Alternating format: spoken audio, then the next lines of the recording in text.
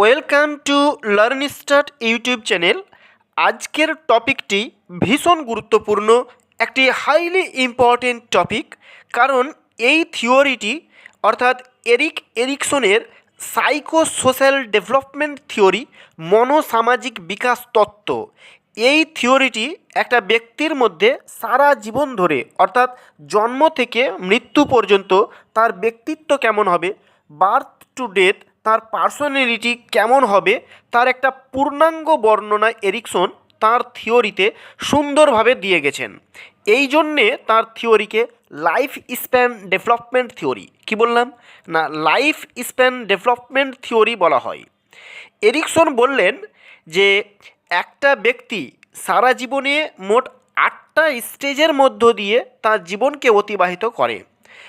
আমরা প্রথমে আজকের এই ভিডিও থেকে সেই 8টা স্টেজকে খুঁটিয়ে খুঁটিয়ে বোঝার চেষ্টা করব এবং তারপরে এখান থেকে কী ধরনের এমসিকিউ হতে পারে সেইগুলো একটু প্র্যাকটিস করব। ওকে, তো একবার বলে রাখছি, প্রথমেই বলে রাখছি যে এই টপিকটি ভালোভাবে বোঝার চেষ্টা করবেন।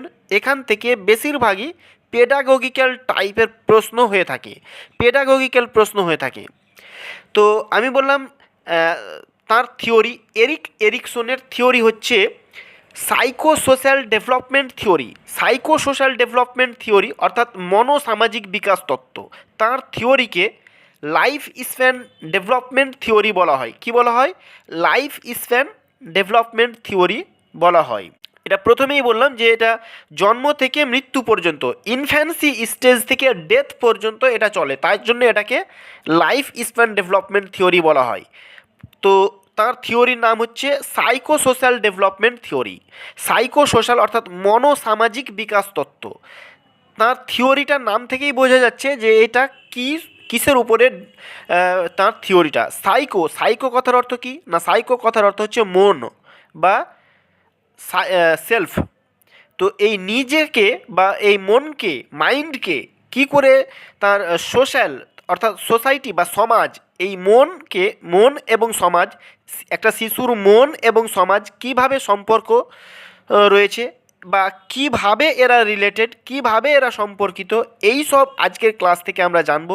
অ্যাকচুয়ালি এখান থেকে আমি বারবার বলছি যে এখান থেকে পেডাগোগিক্যাল প্রশ্ন হয়। আপনারা ভালোভাবে বোঝার চেষ্টা করবেন, প্রত্যেকটা স্টেজকে বোঝার চেষ্টা করবেন, প্রত্যেকটা স্টেজের উদাহরণ থেকে প্রশ্ন হবে, কি ধরনের প্রশ্ন হতে পারে এগুলো আমরা শেষে একটু আলোচনা করব। প্রথমে স্টেজগুলোকে ভালোভাবে বাংলায় সহজ সরলভাবে বোঝার চেষ্টা করবেন। আমি সুন্দরভাবে বোঝাবার চেষ্টা করছি, আপনারা শেষ পর্যন্ত ভিডিওটি দেখবেন, ভিডিওটি টেনে টেনে দেখবেন না। এরিকসন বললেন যে পরস্পরের নির্ভরতা ছাড়া, উইদাউট ইন্টারডিপেন্ডেন্ট অর্থাৎ পরস্পরের নির্ভরতা ছাড়া জীবনের কোনো মানে হয় না, জীবনের কোনো অর্থ হয় না। কি করতে হবে আমাদের না, আমাদের একে অপরের প্রয়োজন। উই নিড ইচ আদার অর্থাৎ আমাদের একে অপরের প্রয়োজন। আর যত তাড়াতাড়ি আমরা এটা শিখব আমাদের সকলের জন্য এটা মঙ্গল। এটা কে বললেন? এটা এরিকসন বললেন। এরিকসন 8টা স্টেজের কথা বললেন, 8টা ক্রাইসিসের কথা বলেছেন। এখানে বলা হয়েছে মন এবং সমাজ, মাইন্ড এবং সোসাইটি কিভাবে এরা সম্পর্কিত এবং এরা কিভাবে একে অপরকে প্রভাবিত করে, এটাকে খুব সুন্দরভাবে তাঁর থিওরিতে সহজ সরলভাবে তিনি বুঝিয়েছেন। এটা জন্ম থেকে মৃত্যু পর্যন্ত ঘটে। ধরুন আপনি একটা সিচুয়েশনে রয়েছেন, একটা ক্রাইসিসের মধ্যে রয়েছেন বা একটা প্রবলেমের মধ্যে রয়েছেন, আর আপনি যদি সেখানে ভালো মতো সেটাকে ট্যাকেল করতে পারেন তবেই আপনি সেখানে আপনার হেলদিলি গ্রো করতে পারবেন আপনি। তো এরিকসন প্রত্যেকটা স্টেজে যে ক্রাইসিস বা যে চ্যালেঞ্জগুলো রয়েছে সেগুলোর কথা তিনি বললেন এবং তার থিওরিতে ইনফ্যান্সি থেকে ডেথ পর্যন্ত প্রত্যেকটা স্টেজের খুব সুন্দরভাবে বর্ণনা করেছেন, বিবরণ দিয়েছেন। আর এরিকসনের পুরো নামটা হচ্ছে এরিক হামবার্গার এরিকসন। তো এরিকসন সিগমুন্ড ফ্রয়েড এবং তার ডটার, তার কন্যা অ্যানা ফ্রয়েড, এদের সাথে কাজ করেন। কিন্তু ফ্রয়েডের যে সেক্সুয়াল ডেভেলপমেন্ট, আমি এর আগে এই থিওরিটা দিয়েছি, আপনারা প্লেলিস্ট থেকে দেখবেন। ফ্রয়েডের সেক্সুয়াল ডেভেলপমেন্ট বা সেক্সুয়াল আর্জ বা লিবিডো, এই লিবিডোর কথা তিনি কিন্তু বললেন না, তিনি আলাদা কথা বললেন। কি বললেন না, ইগো এরিকসন বললেন যে ইগোর একটা ক্রাইসিস বা আইডেন্টিটি ক্রাইসিসের উপর তিনি জোর দিয়েছিলেন, তার থিওরিকে তুলে ধরেছেন ইগোর ক্রাইসিস বা আইডেন্টিটি ক্রাইসিসের উপরে। এই যে আইডেন্টিটি ক্রাইসিস, হ্যাঁ, নিজের পরিচয়ের বিভ্রান্তি, হ্যাঁ, এই নিজের পরিচয়ের মধ্যে যে দ্বন্দ্ব, এটাই ছিল তার থিওরির মূল কথা। তাহলে এই কথাটাকে ভালোভাবে মনে রাখবেন। আর 1963 সালে চাইল্ডহুড অ্যান্ড সোসাইটি,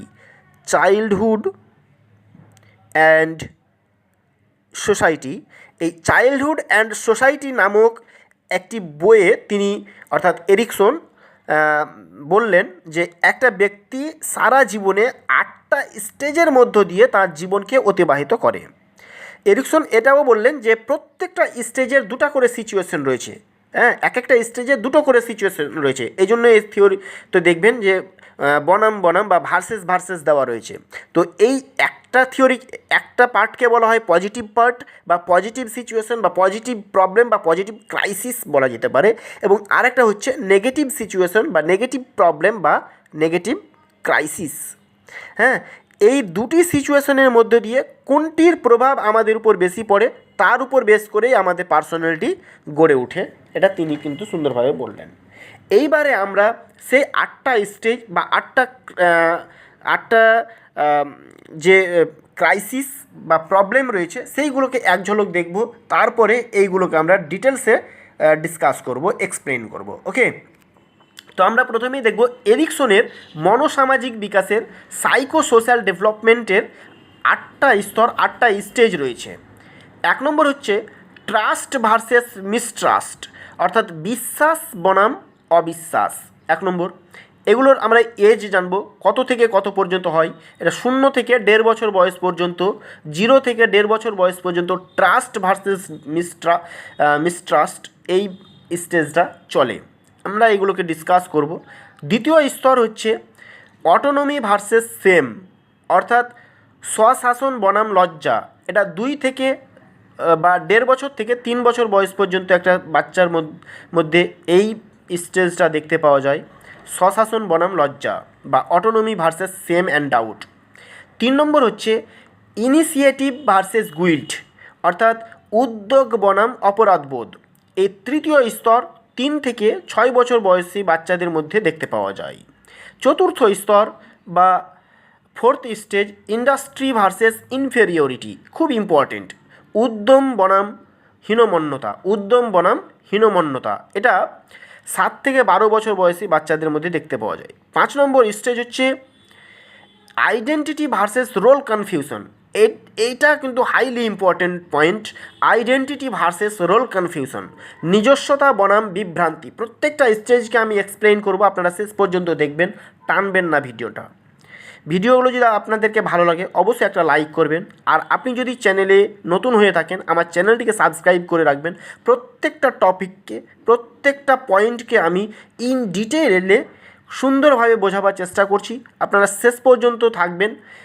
চ্যানেলে প্রত্যেকটা ভিডিও আস্তে আস্তে সমস্ত কিছুই দেওয়া হবে, এবং এগুলোর পিডিএফ আপনারা ফ্রিতে টেলিগ্রাম গ্রুপে পাবেন। সেই টেলিগ্রাম এবং হোয়াটসঅ্যাপের লিঙ্ক আপনারা আমার চ্যানেলের ডেসক্রিপশনে পেয়ে যাবেন। ওকে, সেখানে ক্লিক করে আপনারা টেলিগ্রাম গ্রুপে যুক্ত হন, তাহলে আপনারা এই পিডিএফগুলো ফ্রিতে পেয়ে যাবেন। এরপরে 6 নম্বর পয়েন্ট হচ্ছে ইন্টিমেসি ভার্সেস আইসোলেশন, অন্তরঙ্গতা বনাম বিচ্ছিন্নতা। এই 6 নম্বর স্টেজটা 20 বছর থেকে 45 বছর বয়সে দেখতে পাওয়া যায়। তারপরে জেনারেটিভিটি ভার্সেস স্ট্যাগনেশন, অর্থাৎ উৎপাদনক্ষম বনাম নিরুদ্যম। এটা কি, এটা আমরা ডিটেলসে ডিসকাস করব, সহজ সরলভাবে আপনাদেরকে বোঝাবার চেষ্টা করব, ভিডিওটা শেষ পর্যন্ত দেখবেন। তারপরে 8 নম্বর স্টেজ বা last stage ego integrity versus despair, সুস্থতা বনাম হতাশা। এটা 65 বছরের ঊর্ধ্বের বা 65 বছরের পরবর্তী থেকে শুরু করে মৃত্যু পর্যন্ত ইগো ইন্টিগ্রিটি ভার্সেস ডিসপেয়ার এই পয়েন্টটা, এই স্টেজটা চলতে থাকে, সুস্থতা বনাম হতাশা। এইগুলো আমরা জানবো, ভালোভাবে বোঝার চেষ্টা করব। তো শুরু থেকে অর্থাৎ 0 থেকে মৃত্যু পর্যন্ত এই থিওরিটা ডিসকাস করা হয়েছে, এই জন্য এই থিওরিকে লাইফ স্প্যান ডেভেলপমেন্ট থিওরি বলা হয়েছে। তো তার থিওরির যে নাম সেটা হচ্ছে সাইকো সোশ্যাল ডেভেলপমেন্ট থিওরি, মনোসামাজিক বিকাশ তত্ত্ব। এরকমও প্রশ্ন হয় যে মনোসামাজিক বিকাশ তত্ত্ব থিওরিটা, এই তত্ত্বটি কার? আপনারা বলবেন এরিকসনের। তো এইখানে যে ইম্পর্টেন্ট এমসিকিউগুলো হতে পারে সেইগুলো আমরা শেষের দিকে আলোচনা করব। শুধুমাত্র এমসিকিউগুলো ফলো করবেন না, ডিটেলসে প্রথমে ক্লাসগুলো করুন, তারপরে আপনারা এমসিকিউগুলো করুন। তাছাড়া এগুলোর পিডিএফ আমি টেলিগ্রাম এবং হোয়াটসঅ্যাপ গ্রুপে দিয়েছি, প্রয়োজনে ফোন করতে পারেন। অবশ্যই ভিডিওগুলো যদি আপনাদের ভালো লাগে একটা লাইক করবেন, চ্যানেলটিকে সাবস্ক্রাইব করে রাখবেন। আমি আছি আপনাদের সাথে সিদ্দিক স্যার। শুরু করছি আজকের সেই পয়েন্টগুলোকে, সেই স্টেজগুলোকে ডিটেলসে ডিসকাস করছি। তো 8টা স্টেজ বা 8টা ক্রাইসিসের কথা, লাইফ ক্রাইসিসও বলা যেতে পারে। 8 ক্রাইসিস যেগুলো রয়েছে এরিকসন বললেন, সেই তার 1 নম্বর পয়েন্ট হচ্ছে ট্রাস্ট ভার্সেস মিসট্রাস্ট, অর্থাৎ বিশ্বাস বনাম অবিশ্বাস। এটা কি না, এটা প্রথমে বলবো যে এটা 0 থেকে 1.5 বছর বয়স পর্যন্ত, অনেক জায়গায় 2 বছর লেখা থাকতে পারে। তো এই 0 থেকে 2 বছর বা 1.5 বছর বয়স পর্যন্ত, অর্থাৎ ইনফ্যান্সি স্টেজের বাচ্চাদের মধ্যে এটা দেখতে পাওয়া যায়, ট্রাস্ট ভার্সেস মিসট্রাস্ট, অর্থাৎ বিশ্বাস বনাম অবিশ্বাস। এখানে ধরুন একটা 6 মাসের একটা বাচ্চা তার মায়ের কোলে আছে এবং সেই সময়ে তার আন্টি তার মায়ের সাথে গল্প করছে, কথা বলছে, এবং আন্টি যদি ওই বাচ্চাটিকে তার কোলে ডাকে, তখন দেখা যায় বাচ্চাটি হয় আন্টির কাছে চলে যায়, অথবা দেখা যায় যে তার মাকে সে ওই বাচ্চাটি জড়িয়ে ধরে। কিন্তু কেন? কারণ বাচ্চাটি তার আন্টিকে ট্রাস্ট করে না, বা ট্রাস্ট করেনি বলে তার কাছে যায়নি। আবার দেখা যায় বাচ্চাটা তার আন্টির কাছে চলে যায়। কেন যায়? তখন সে ভাবে যে আন্টির কাছে গেলে আমি চকলেট পাবো, হ্যাঁ, এই আশা করে, হোপ। এই হোপ হচ্ছে এই স্টেজের, আশাটাই হচ্ছে হোপ, HOPE, হোপ। এই হোপ বা আশা, এই আশাটাই হচ্ছে এই স্টেজের মূল উদ্দেশ্য, হ্যাঁ, মূল কথা। তো এই হোপ করা, এই হোপের কারণে, এই আশার কারণে, এই চকলেট পাবার আশায় এই বাচ্চাটা তার আন্টির কাছে চলে যায়। সে ভাবে যে সে আন্টির কাছে গেলে কি করবে, সে তাকে ভালো ভালো খাবার দেবে, বা তাকে খেলনা দেবে, বা তাকে ভালোবাসবে। এখানে শিশু ঠিকঠাক সময় মতো খাবার পেয়ে থাকলে, অর্থাৎ তার ফিডিং, তার লাভ, কেয়ার, এগুলো যদি হয়, তাহলে সে তার মধ্যে একটা ট্রাস্ট বা বিশ্বাসটা জন্ম নেই। আবার যদি নেগেটিভ হয়, তাহলে শিশুর মধ্যে অ্যাবান্ডনমেন্ট বা বিসর্জন বা পরিত্যাগ বা হাল ছেড়ে দেয়, বা অবিশ্বাসের সৃষ্টি হয়। তো এই স্টেজে তার মায়ের ভূমিকা, একজন মায়ের ভূমিকা, মাদার, এই মায়ের ভূমিকাই এখানে গুরুত্বপূর্ণ ইনফ্যান্সি স্টেজে, বা ট্রাস্ট ভার্সেস মিসট্রাস্ট। তাহলে এখানে যদি প্রশ্ন করা হয় যে বিশ্বাস বনাম অবিশ্বাসের ক্ষেত্রে কার ভূমিকা সবচেয়ে গুরুত্বপূর্ণ, অপশন দিয়ে দিল আপনার মা, বা শিক্ষক, বা বন্ধু বান্ধব, বা পরিবার। তাহলে এখানে কিন্তু তার মায়ের ভূমিকাটাই গুরুত্বপূর্ণ, হ্যাঁ, এগুলো ভালোভাবে মনে রাখবেন, হ্যাঁ। তাহলে 1 নম্বর স্টেজ এইভাবে মনে রাখলেই হবে। 2 নম্বর হচ্ছে autonomy versus shame and doubt. 2 নম্বর হচ্ছে autonomy versus shame and doubt, অর্থাৎ স্বশাসন বনাম লজ্জা, হ্যাঁ, স্বশাসন।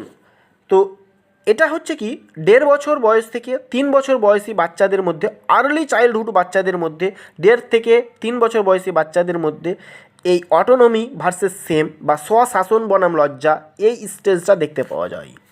এখানে বাচ্চা ইন্ডিপেন্ডেন্ট হওয়ার চেষ্টা করে, নিজের উপরেই সে নির্ভর হওয়ার চেষ্টা করে, ডিপেন্ডেন্ট হয় না। এখানে যদি ধরুন এখানে একটা বাচ্চা নিজে নিজে তার খাবার চেষ্টা করে, হ্যাঁ, নিজে নিজে তার পোশাক পরার চেষ্টা করে, নিজে নিজে জুতা পরার চেষ্টা করে, অর্থাৎ শিশু এখানে তার নিজের কাজ নিজেই করবে বলে মনে করে। এখানে যদি আপনি বা তার বাবা মা বা তার প্যারেন্ট যদি তাকে অনুমতি দেয়, তাহলেই তার মধ্যে স্বশাসন বা অটোনমি দেখতে পাওয়া যায়।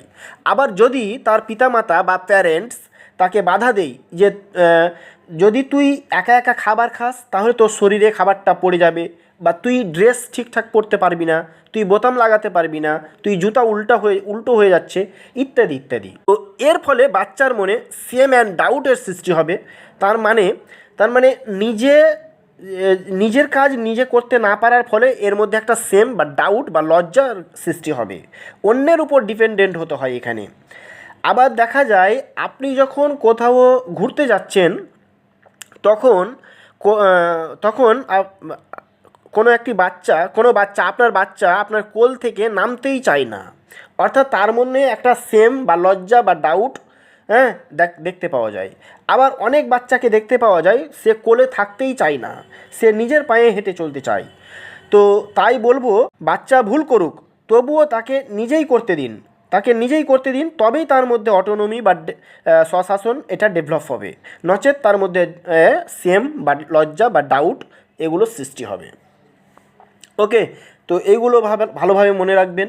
3 নম্বর পয়েন্ট হচ্ছে ইনিশিয়েটিভ ভার্সেস গুইল্ট, অর্থাৎ উদ্যোগ বনাম অপরাধবোধ। এই উদ্যোগ বনাম অপরাধবোধ বা ইনিশিয়েটিভ স্টেজ বা গুইল্ট, ইনিশিয়েটিভ ভার্সেস গুইল্ট, উদ্যোগ বনাম অপরাধবোধ, এটা 3 থেকে 6 বছর বয়সী বাচ্চাদের মধ্যে দেখতে পাওয়া যায়। এই স্টেজটাকে প্লে এজ বলা হয়। ওকে, তো এই ইনিশিয়েটিভ কথার অর্থ হচ্ছে উদ্যোগ। এটা হচ্ছে, দেখুন, অটোনমি স্টেজ আমরা 2 নম্বর স্টেজে কী বললাম, যে এখানে বাচ্চা নিজের কাজ নিজে করার চেষ্টা করে, কিন্তু এখানে এই যে ইনিশিয়েটিভ স্টেজে 3 নম্বর স্টেজে কী হচ্ছে, কিন্তু এখানে বাচ্চা নিজে তার বাড়ির কাজ করতে চায়, নিজে কী করে তার বাড়ির অন্যান্য যে কাজ সে করতে চায়। যেমন ধরুন, ঝাড়ু দিয়ে বাড়ি দিতে চায়, বাসনপত্র মাজতে চায়, রান্নার কাজে জেদ করে, হ্যাঁ, মার্কেট থেকে বাজার আনতে চায়, ইত্যাদি ইত্যাদি। এগুলোর ফলে ইনিশিয়েটিভ উদ্যোগ দেখতে পাওয়া যায়, হ্যাঁ, নতুন কাজ স্টার্ট করা। আবার যদি বাচ্চাকে এই কাজগুলো করতে নিষেধ করা হয় তবেই তার মধ্যে গুইল্ট বা অপরাধবোধের ডেভেলপ করবে। তাই আপনাকে কি করতে হবে না, আপনাকে ওই বাচ্চাটাকে নতুন কাজ করতে দিতে হবে, তাকে উৎসাহ দিতে হবে। তো এটাকে প্লে এজ বলা হয়। এর উদ্দেশ্যমূলক এটা একটা স্টেজ বলা যেতে পারে। তারপরে 4 নম্বর স্টেজ আমরা দেখব। 4 নম্বর স্টেজ হচ্ছে ইন্ডাস্ট্রি ভার্সেস ইনফেরিয়রিটি। এই স্টেজটা কি না, উদ্যম বনাম হীনমন্যতা। এটা স্কুল এজ, হ্যাঁ, 6 থেকে 12 বছর বয়সী বাচ্চাদের মধ্যে ইন্ডাস্ট্রি ভার্সেস ইনফেরিয়রিটি, উদ্যম বনাম হীনমন্যতা, এটা দেখতে পাওয়া যায়। এখানে বাচ্চারা অনেক কাজ করতে পারে এবং নিখুঁতভাবে করে, আর এতে যদি আপনি সাপোর্ট করেন, এতে যদি সাপোর্ট করা হয়, বাহ, বেশ সুন্দর করেছো তো, গুড, ভেরি গুড, এর ফলে তার মধ্যে ইন্ডাস্ট্রি ডেভেলপ হবে। হ্যাঁ, এর জন্য তাকে উৎসাহ দিতে হবে যে ভালো হয়েছে, আরেকটু ভালো করতে হলে আবারও চেষ্টা করো। এখানে তাকে এনকারেজ করতে হবে, উৎসাহ করতে হবে। আবার যদি তার কাজকে না মেনে নেওয়া হয়, হ্যাঁ, উল্টো করা হয়, তাকে যদি বলা হয় ছাড়, তোকে এটা করতে হবে না, তুই অন্য কাজ কর, হ্যাঁ, তাহলে তার মনে কি ইনফেরিয়রিটি বা হীনমন্যতার সৃষ্টি হবে। তো এটা স্কুল এজ। এখানে একটা টিচারের ভূমিকা খুবই গুরুত্বপূর্ণ, হ্যাঁ, তাকে সাপোর্ট করতে হবে, তাকে এনকারেজ করতে হবে। এখানে একটা টিচারের ভূমিকা খুবই গুরুত্বপূর্ণ। তারপরে 5 নম্বর স্টেজটা আমরা দেখব। 5 নম্বর স্টেজ হচ্ছে আইডেন্টিটি ভার্সেস রোল কনফিউশন, নিজস্বতা বনাম বিভ্রান্তি। খুব important, identity versus role confusion. এই আইডেন্টিটি ক্রাইসিসটাই হচ্ছে তার থিওরির মূল কথা।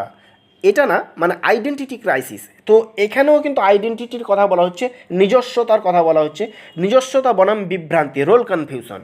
হ্যাঁ, এই আইডেন্টিটি ভার্সেস রোল কনফিউশন এটা 12 থেকে 18 বছর বয়সী বাচ্চাদের মধ্যে দেখতে পাওয়া যায় বা ছেলে মেয়েদের মধ্যে দেখতে পাওয়া যায়। এটা অ্যাডোলেসেন্স স্টেজ বলা যায়। এই আইডেন্টিটি অর্থাৎ নিজের পরিচয়, এখানে বাচ্চারা ভাবে যে তার সম্পর্কে মানুষ জানুক, হ্যাঁ, এখানে তার সোসাইটিতে তার কী ভূমিকা কী সেটা সে জানতে চায়। এখানে বাচ্চা তার জীবন কিভাবে গড়ে তুলবে, তার বাড়ি বা তার সংসার কিভাবে করবে, তা কিভাবে সে রিলেশন রাখবে, সেটা সে দেখে এখানে এরা বিপরীত লিঙ্গের প্রতি আকৃষ্ট হয়, নিষিদ্ধ কামনা করতে এরা উত্থিত হয়। আবার নিজেকে বুঝতে না পারলে তাদের মধ্যে একটা বিভ্রান্তি বা কনফিউশন সৃষ্টি হয়। বিভ্রান্তির সৃষ্টি হলে সেটা সে মোকাবিলা করতে না পারার ফলে সে বিপদে চালিত হয়ে যায়। হ্যাঁ, এর ফলে তার ভবিষ্যৎ জীবনে অনেক সংকটে মানে মুখোমুখি হয় এরা। তাই এখানে এই অ্যাডোলেসেন্স স্টেজটা ঝড়ঝঞ্ঝার কাল বলা হয়। হ্যাঁ, অ্যাডোলেসেন্স স্টেজটা এর আইডেন্টিটিটাই হচ্ছে মেন জিনিস। তার ভূমিকা কী, সমাজের ভূমিকা কী, এটা তাকে চিনতে দিতে হবে। তারপরে 6 নম্বর স্টেজ হচ্ছে ইন্টিমেসি ভার্সেস আইসোলেশন। খুব ইম্পর্টেন্ট, ইন্টিমেসি ভার্সেস আইসোলেশন, অর্থাৎ অন্তরঙ্গতা বনাম বিচ্ছিন্নতা। এটা 20 থেকে 40 বছর বয়সীদের মধ্যে দেখতে পাওয়া যায়। এটা আর্লি অ্যাডাল্টহুড বলা হয়। এটা এরিকসন বললেন যে এই বয়সে এসে ব্যক্তি তার ফ্যামিলি বা তার রিলেশনশিপ তৈরি করে।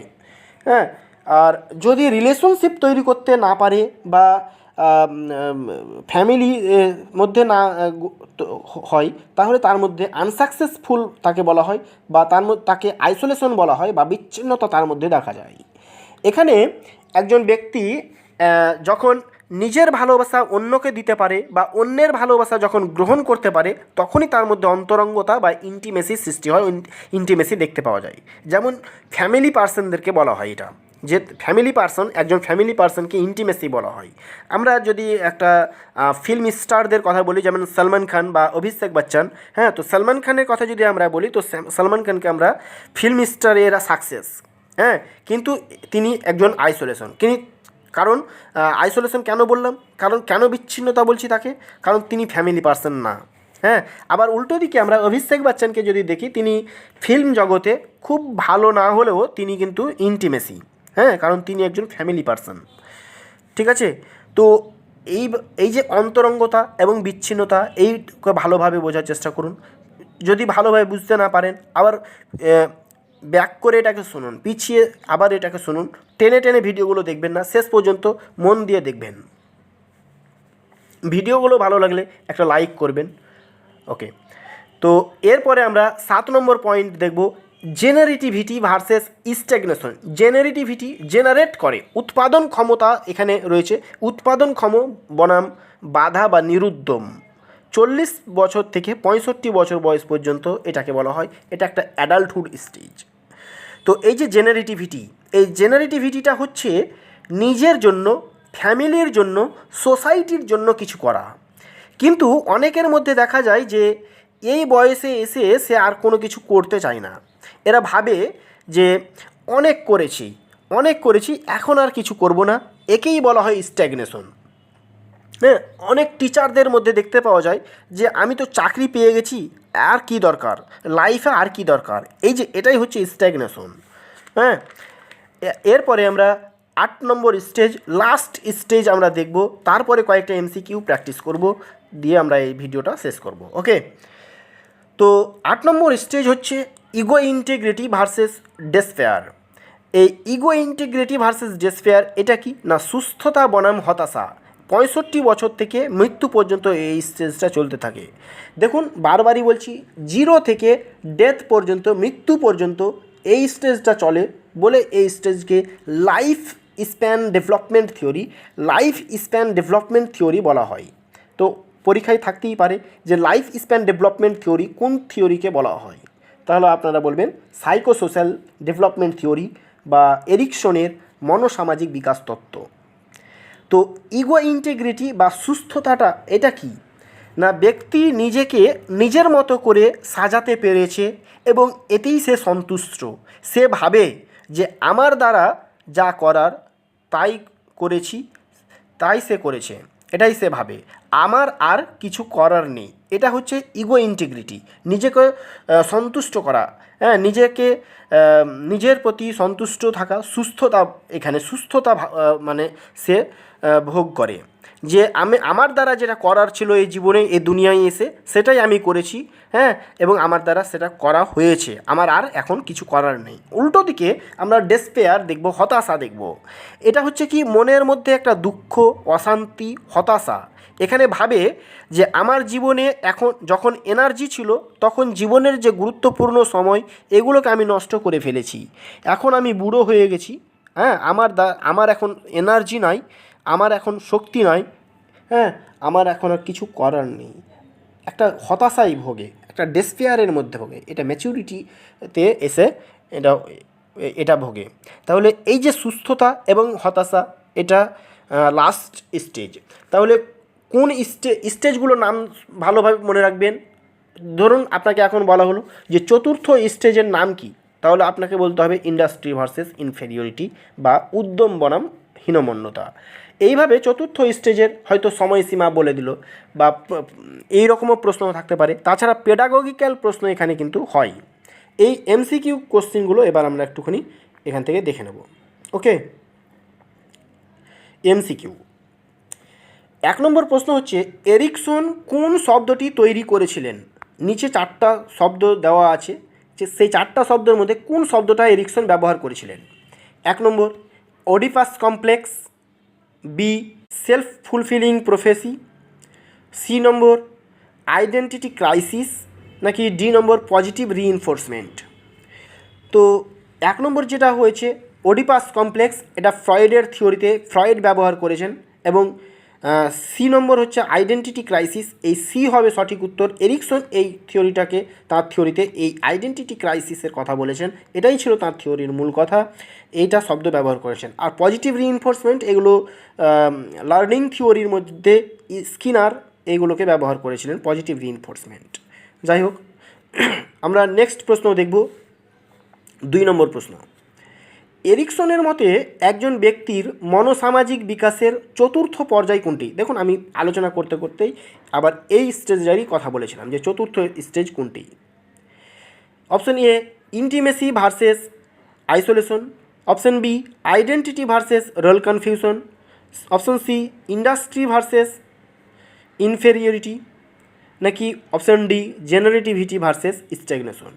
তো চতুর্থ স্টেজ হচ্ছে option C industry versus inferiority, অর্থাৎ উদ্যম বনাম হীনমন্যতা। এটা 6 থেকে 12 বছর বয়সী বাচ্চাদের মধ্যে দেখতে পাওয়া যায়।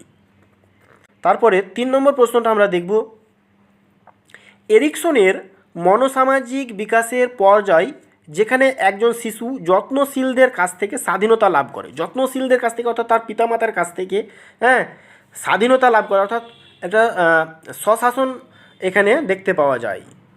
তো অপশন এ বিশ্বাস বনাম অবিশ্বাস, অপশন বি সংস্কৃতি মনস্ক বনাম হীনমন্যতা, অপশন সি উদ্যোগ বনাম অপরাধবোধ, নাকি অপশন ডি স্বায়ত্তশাসন বনাম লজ্জা এবং সন্দেহ?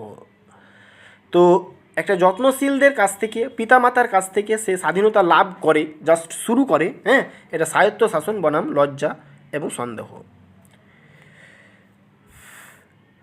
তারপরে 4 নম্বর স্টেজ আমরা দেখব, এরিকসন বিশ্বাস করতেন যে ড্যাশ হলো শৈশবের মৌলিক শক্তি।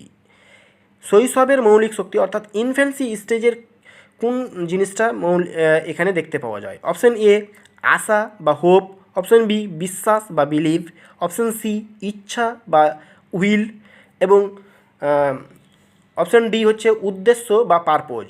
তো এখানে শৈশবের মূল শক্তি হচ্ছে অপশন এ আশা বা হোপ।